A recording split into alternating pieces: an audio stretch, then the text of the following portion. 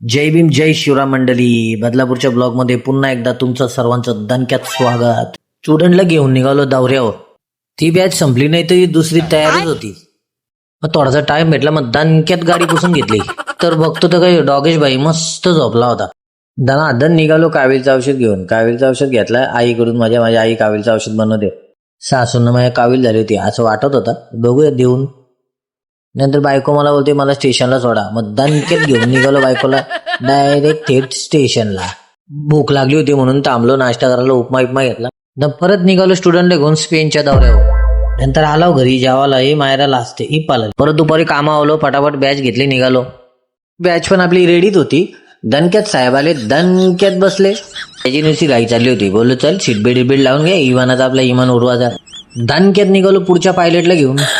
नंतर दणक्यात येऊन पोचलो मरीन ड्राईव्हला बदलापूरच्या. इकडे नुसती खाऊची दुकान होती. संडे होता. लोक तुटून पडली. नंतर पुढे निघालो शेवटची बॅच घेऊन. शेवटची बॅच म्हणजे शेवटचीच बॅच. ही ट्रॅफिक बघ किती लागले. तर घरी जायचा टाइम झालता.